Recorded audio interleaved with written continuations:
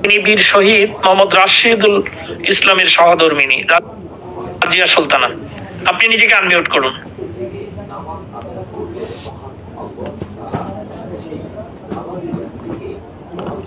সুলতানা রাজিয়া, জি বলুন। শোনা যাচ্ছে? জি জি। আসসালামু আলাইকুম স্যার। ওয়ালাইকুম আসসালাম। আমি কি বলে শুরু করবো আমি বলতে পারছি না। তাহলে এতটুকুই বলবো যে এই পৃথিবীতে আমি নিঃস্ব হয়ে গেছি, আমার বলার ভাষা নেই। জোর করে এইভাবে হত্যাকাণ্ড করে আমি একা পড়ে আছি, কি করব বলেন?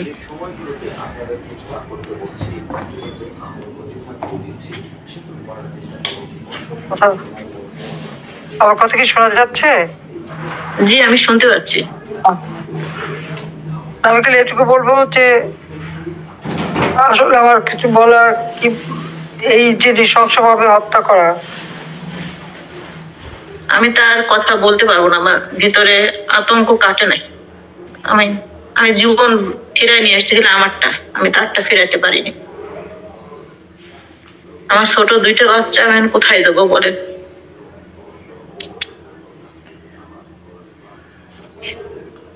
বাচ্চারা কোথায়?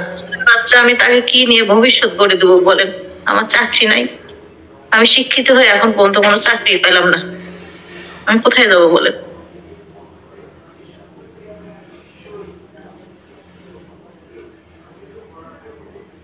আমি আসি, নিশ্চয় আমি দেখবো তোমাদের। বাচ্চারা কোথায় আছে? কাছে আছে? না আমার কাছে নেই, ওরা ওরা একদম চুপ হয়ে গেছে। আমার চঞ্চল বাচ্চা দুইটা একদম শেষ।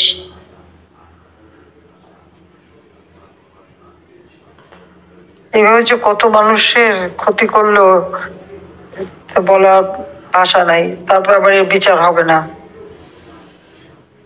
আমার বাচ্চারা না খেয়ে থাকে হলো। সরকারের পক্ষ থেকে কোনো সাহায্য করে নাই?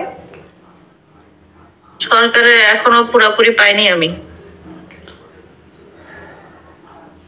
কাল ভোরে তো বলতেছে যে কত বলে শহীদদের সবাইকে টাকা দিচ্ছে, কি দিচ্ছে, কত টাকা তুলছে।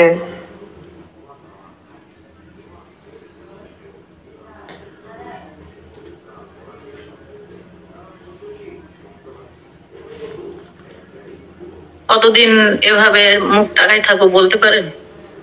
হাত পেতে খেতে হবে আমাদের। আমরা কি হাত পেতে খাওয়া মানুষ? কোথায় পড়লাম বলেন তো এই দুনিয়ায়? হাত পেতে খেতে হচ্ছে। যাই না, এভাবে দেশটাকে মানে সাজানো বাগানটা তছনছ করে দিল, সে দেশটাকেই ধ্বংস করে দিল আর কি। এ জীবন আমি চাই নাই। তোমার বাড়ি কোথায়? বাবা মা কোথায়? আমার বাবা, আমার হাজবেন্ড যেদিন দাফন করেছে একদিন পরে আমার বাবা মারা গেছে।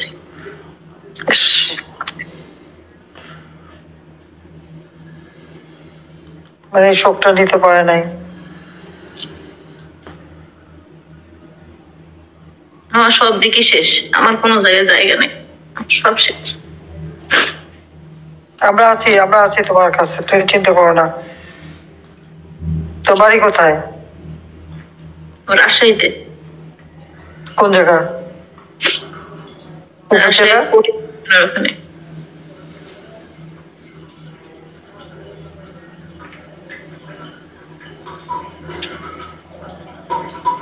ইনশাআল্লাহ আমি আসলে সব ব্যবস্থা করে দেবো, কোনো চিন্তা করো না। সে আশাই থাকলাম। সবর করো, আল্লাহকে ডাকো। বাচ্চাদের মানুষ করতে হবে তো। কি দিয়ে মানুষ করবো বলেন তো? হাত পেতে? হাত পেতে না, নিশ্চয়ই একটা ব্যবস্থা করা হবে। আমার হাজবেন্ড তো আমার ব্যাংকে একটা টাকাও রাখে নাই, 1 টাকাও নাই। আমি শূন্য হাতে পড়ে আছি, 1 টাকাও নেই, সব শেষ। সে 1 টাকাও রেখে যায় নাই। সৎভাবে জীবনযাপন করছে ফ্যামিলিকে দিয়ে, আমি নিঃস্ব। এখন আমি ওদের কেউ হয়ে উঠতে পারলাম না, শেষ।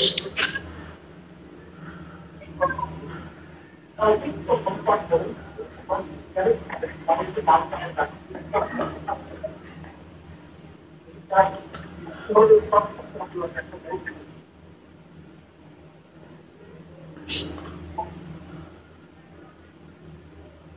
ধৈর্য ধরো, দেখি যে আমরা নিশ্চয়ই বেঁচে যখন আসছি একটা বিহিত করবোই।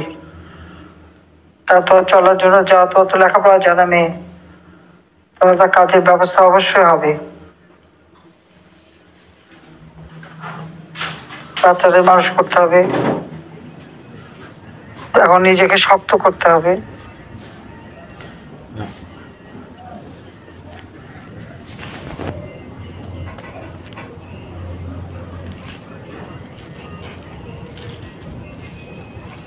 জি, তাহলে আমরা ধন্যবাদ সুলতানা রাজিয়া আপা, ধন্যবাদ মাননীয় নেত্রী। এতক্ষণ শুনলাম গত বছর জুলাই আগস্টে ইউনুসগঞ্জের হাতে খুন হওয়া 4 শহীদ পুলিশ সদস্যের সহধর্মিনীদের। জাতিসংঘ বলেছে অন্তর্বর্তী সরকারের জবাবদিহি নিশ্চিতের লক্ষ্যে যেসব তথ্য জাতিসংঘের তদন্ত দলের পক্ষ থেকে চাওয়া হয়েছিল সেগুলো সরবরাহ করা হয়নি। আওয়ামী লীগ সমর্থক বা পুলিশ কর্মকর্তাদের উপর প্রতিশোধমূলক সহিংসতার ঘটনার মোট কতজন গ্রেপ্তার করা হয়েছে সে বিষয়ে এখন পর্যন্ত কোনো সামগ্রিক পরিসংখ্যান প্রকাশ করেনি সরকার। আওয়ামী লীগের নেতাকর্মী, পুলিশ, ধর্মীয় ও ক্ষুদ্র জনগোষ্ঠীর জাতিগোষ্ঠীর মানুষের উপর সংগঠিত অপরাধের দ্রুত ও স্বাধীন তদন্ত নিশ্চিত করতে বলা হয়েছে প্রতিবেদনে। এতে বলা হয় এসব ঘটনায় জড়িত অপরাধীদের মধ্যে যাদের পরিচয় জানা গেছে তাদের বিচারের আওতায় আনতে হবে। বিচারহীনতা ও প্রতিশোধের চক্র থেকে মুক্তির জন্য জবাবদিহি প্রতিষ্ঠায় সমন্বিত উদ্যোগ নিতে হবে। প্রিয় দর্শক এবং আজকের পর্বে অংশগ্রহণকারী আপনাদের উদ্দেশ্যে এখন আবার কথা বলবেন বাংলাদেশ আওয়ামী লীগের সংগ্রামী সভাপতি, আমাদের প্রাণপ্রিয় নেত্রী, বঙ্গবন্ধু কন্যা দেশরত্ন জননেত্রী শেখ হাসিনা। আমি এইমাত্র যাদের সঙ্গে কথা বললাম এবং তাদের যে দুরবস্থার কথা আমি শুনলাম, এটা সত্যি খুব বেদনাদায়ক।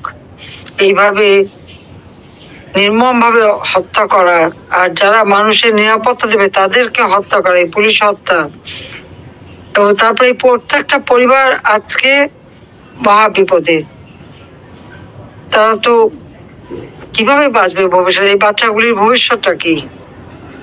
অথচ এই পর্যন্ত সরকারের পক্ষ থেকে তো কোনো কিছু করাই হয়নি, উল্টো আরো যারা এই হত্যাকাণ্ডের সঙ্গে জড়িত তাদেরকে দায় মুক্তি দেওয়া হয়েছে।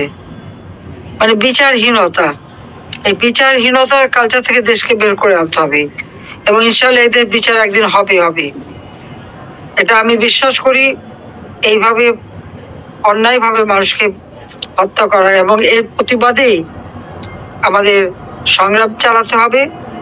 আর এই যে সরকার এই ধরনের মানুষ হত্যা করে এবং হত্যাকারীদের লালন পালন করে এবং জঙ্গি সন্ত্রাসীদের ছেড়ে দিয়ে তাদেরকে নিয়ে দেশটাকে আজকে একেবারে জঙ্গির দেশে পরিণত করেছে, একের পর এক মানবাধিকার লঙ্ঘন করে যাচ্ছে। এই পুলিশকে যেভাবে নৃশংসভাবে হত্যা করেছে, এর থেকে বড় মানবাধিকার লঙ্ঘন আর কি হতে পারে? এবং এই ইউনূস সে এই মানবাধিকার লঙ্ঘনের দায়ে সে দায়বদ্ধ, কাজে একদিন তার বিচারও বাংলাদেশে হবে। এই মানবাধিকার লঙ্ঘনের দায়ে তার বিচার করা হবে ইনশাআল্লাহ। এবং আমি একটু বলবো যে আমাদের যারা একটু, আমি জানি আমাদের সবাই খুব কষ্টে আছে, তারপরেও এই পরিবারগুলি, এই বাচ্চাগুলি এবং আরো তো বহু পুলিশ মারা গেছে, তাদের সকলের খোঁজ নেওয়া এবং যখন আমি দেশে ফিরতে পারবো ইনশাআল্লাহ প্রত্যেকটা পরিবারের যা যা লাগে সব সহায়তা আমি দেবো, আর হত্যাকারীদের বিচারও করবো। ওই জন্যই বোধহয় আল্লাহ বাঁচিয়ে রেখেছে আমাকে, সেটাই আমি মনে করি। কাজে আমি এটুকু তাদেরকে কথা দিতে পারি যে এই ধরনের অপরাধে যারা জড়িত ষড়যন্ত্রের সাথে জড়িত এবং এখন পর্যন্ত দেশকে যারা জঙ্গির দেশে পরিণত করে একের পর এক মানবাধিকার লঙ্ঘন করে যাচ্ছে, তাদের বিচার বাংলা মাটিতে হবে। এবং আগামীকালের যে হরতাল এবং আন্দোলন, সেটাকে সফল করবার জন্য আমি আহ্বান জানাচ্ছি সবাইকে যে এদের বিরুদ্ধে সকলকে এখন সংগ্রাম করতে হবে, যাতে দেশটা এই রাহমুক্ত হতে পারে, বিচারহীনতার কালচার থেকে বেরোয় আসতে পারে, মানবাধিকার লঙ্ঘনের যে পদে পদে ঘটনা ঘটছে তার থেকে মানুষকে যেন মুক্তি দেওয়া যেতে পারে, দেশের মানুষের শান্তি আসবে, নিরাপদে তারা চলতে পারবে, সেই ব্যবস্থাটাই করতে হবে। এবং এটা এই সরকারকে দিয়ে হবে না, কারণ যে ক্ষমতায় যে বলে যে দেশ চালানোর আমার কোনো অভিজ্ঞতাই নাই, তো তাকে দিয়ে দেশ কিভাবে চলবে? যে মানুষ হত্যা করলে আর মানবাধিকার লঙ্ঘন করলে তাদের শাস্তি দেয় না, বিচার করে না, সে মানুষের কি কল্যাণ করবে, মানুষের কি মঙ্গল করবে? সব ভুয়া মিথ্যা কথা বলে বেড়াবে আর অপরাধীদের নিয়ে দেশটাকে ধ্বংস করবে। কাজে আমি সকলকেই বলবো যে এই অন্যায়ের প্রতিবাদ করতে হবে এবং এই রাহুর হাত থেকে দেশটাকে মুক্ত করতে হবে, এই জঙ্গি ইউনিসের হাত থেকে দেশটাকে মুক্ত করতে হবে। বাংলাদেশে জঙ্গিবাদ চলবে না। এইভাবে মানুষ হত্যা, পিটিয়ে হত্যা, এই জঘন্য ঘটনা যারা ঘটিয়েছে তাদের আমি তীব্র ভাষায় নিন্দা জানাই। আর আল্লাহ রাব্বুল আলামিনের কাছেও দোয়া করি যে যারা এইসব ধরনের জঘন্য ঘটনা ঘটিয়েছে তাদের জন্য বিচার হয়। সবাই ভালো থাকেন, সুস্থ থাকেন। জয় বাংলা, জয় বঙ্গবন্ধু।